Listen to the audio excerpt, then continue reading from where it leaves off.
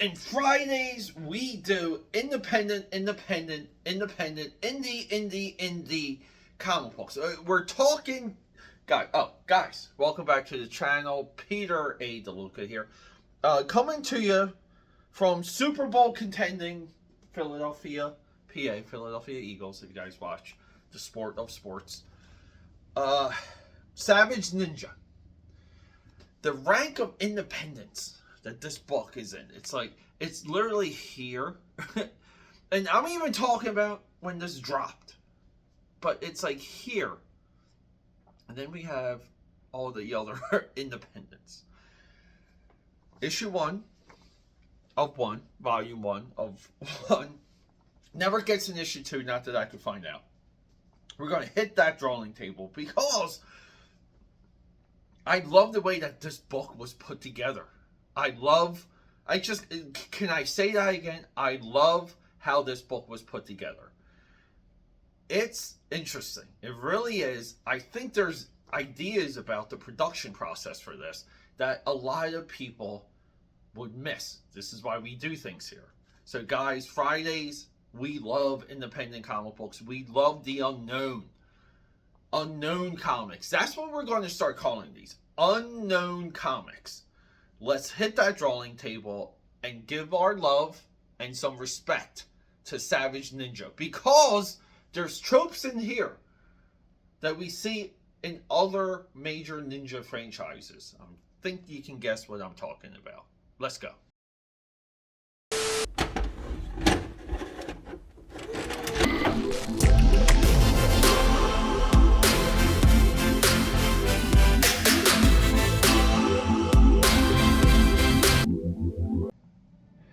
There it is, AKAPAD. Not the book in question, but before we proceed, say hello to our two mascots, Crypt and Pike, and our spiritual advisor, Stephen Hughes.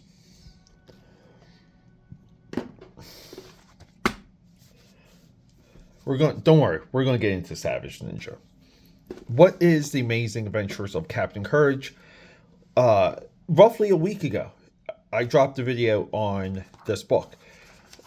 It seemed like it was well received. A lot of you liked it. I get the appeal of discussing books like this. My perspective is, let's get some archival, like something archival that is commentary on these books, because otherwise they just disappear, like they fade into the night.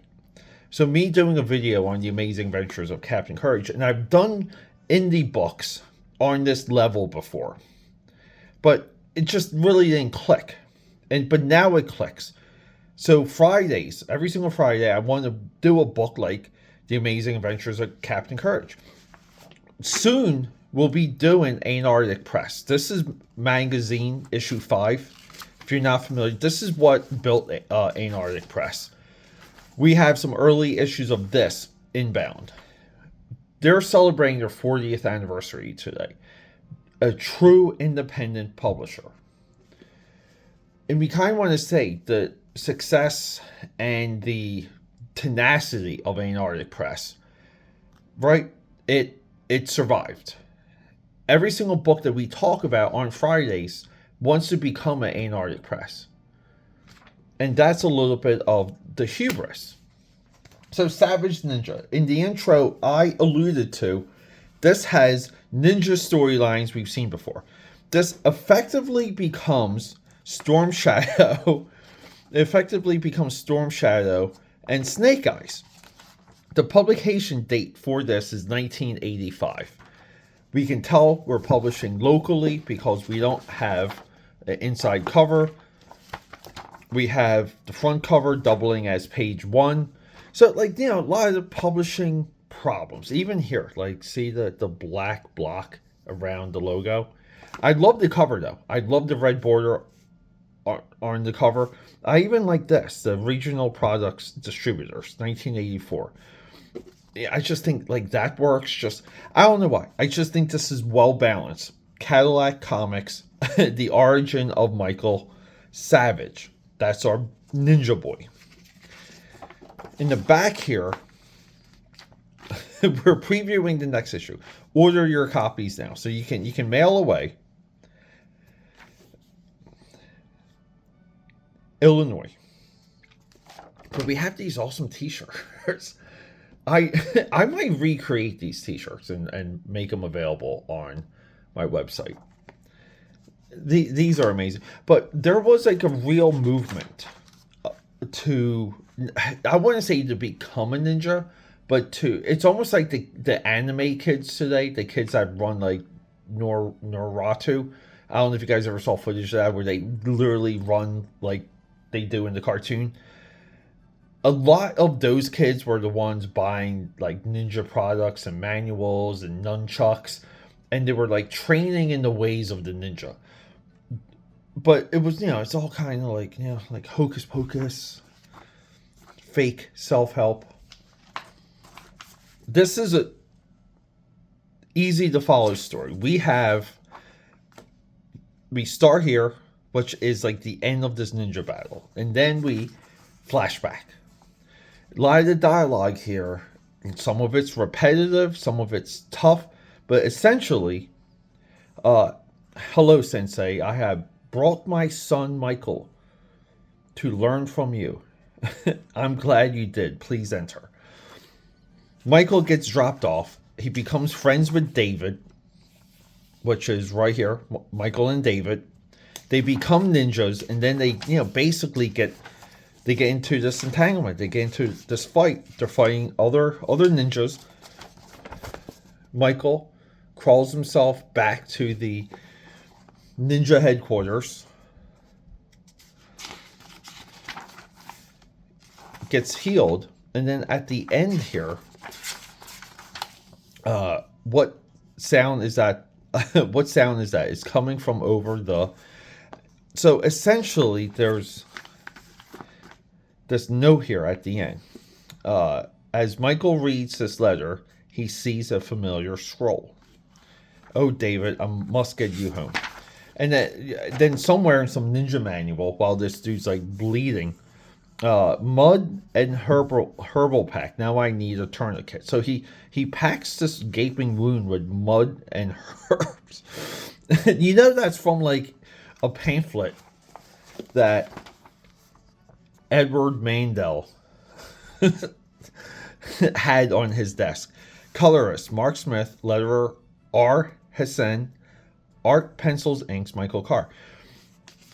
What I said earlier about there was something here that really triggered me is, I don't know if this is like, we get Omer Glitch's glitch here. Omer Glitch, look him up on YouTube. This is comic book size, right? Then we draw comic books this size and things get reduced. I think this is 1-to-1. I think the size of these pages is what's printed. I lean towards that because of just how separated the lines of the lettering. Because if this was lettered like full size, like this size, right? Like the lettering would be so much more big. And I just feel like even back in 84, 85, we had tools to shrink, we had Xerox machines. We could shrink things down really quick. And if that's the case, I just think this is impressive. It's impressive and fun. It's a good push towards just get the book done, get the book out, but continue. I'm a big advocate for, I do like some of the shadowing. And see here, like, we have the yellow highlight, but in the background, there's like the storm coming. And we can kind of see the paper right there. Sorry, excuse my dirty nail. I'm sorry, guys. That's drawing ink, by the way. See, you can kind of see the paper. I think coloring-wise, it's layered enough to where we can separate foreground, middle ground, and background. Even here during like the fighting montage, I love this panel where it's just red. He goes, Michael can now counter an attack with full force and maximum effort. I just That's awesome. So yeah, so like these two guys train together, they fight together, and then one of our guys is betraying the ninja clan. I just think this is like easy, quick solutions for a car.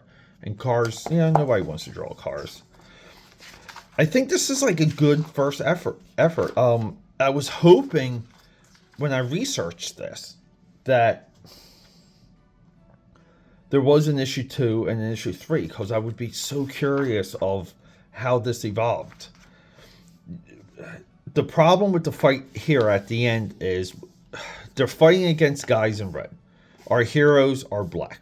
We don't know if they're heroes or not, because the fight kind of like just happens, even though he just nukes him here right through a car windshield, just owns and he throws a pair of nunchucks, takes that guy's head off. Between David and Michael, we all know which is which, and the fight choreography doesn't favor us being able to follow it. So along the way, like, you have to tag things, but this is the stuff like a new publisher would learn along the way. I mean, even here, like, we have the kid kind of spending his first night alone without his mother, because they build in this mother melodrama where he's just like, look, oh, Mom, I will miss you, I'm afraid. And then by the time he gets into the night, he's just like, the boy's just like crying. But like, this is a nice shot. The sun rises, like, new day, you're reborn. So it's like a lot of these like Eastern philosophies. I had a lot of fun reading this, and some of it too was knowing of the time it was created in, where this ninja stuff really caught fire. And you kind of want to say Snake Eyes and Storm Shadow being of the same ninja clan and then becoming enemies, right? Like, it's this story here, this effective. If you were to read this, and before they revealed everything in like the comics and the G.I. Joe movies, you could read this and tell someone that, like, this is Storm Shadow, this is Snake Eyes, and you would just have to believe it, right? And you can say the sensei is going to get killed by Zartan, because you have to. Which I never really like agreed with, by the way. I think this is just a nice effort. I mean, like, you have to admire the solutions for the cars, decent backgrounds. I mean, look at here too, where you can see they're getting their gear out. They're along a wall here because they're going to scale the wall. And you just want to say, like, you can sit down with these guys, break down what they're doing wrong, break down how important lettering is, bring them up to speed, and then like have them figure more things out for issue 2. But this was tough because you had to get into a separate distributor. We're somewhere in the birth of the direct market. So getting this book in people's hands in comic shops, maybe less difficult. But if they were targeting like maybe martial arts schools and different avenues of martial arts products, and they wanted Savage Ninja to be sold with martial arts products and within some of those catalogs, yeah, I think this is a good entry. I really do. I think if it wasn't for the lettering, this would be way more impressive. Some of it too, though, when we jump into our flashback, we talk about we have to break up the flashback. So how do we do that? We draw squiggles around a couple of the panels. Because when it comes out of the flashback too, a little bit confusing. See, like right here. See, like flashback, and then we're in. See, flashback, and then we're kind of in. We're in the modern day. A little bit confusing, but God, I mean, not bad with the vehicles. Even though this airplane has, the wing should be more towards the center of the can I say that? Fuselage. But I mean, they're in the airport here. Some of this you grade on like a curve, which is this someone's first effort? This is affordable. I know it's on eBay. I looked it up before recording. I think it's worth it. I think you guys should get yourself a copy of Savage Ninja, Volume 1, Number 1, and the only one.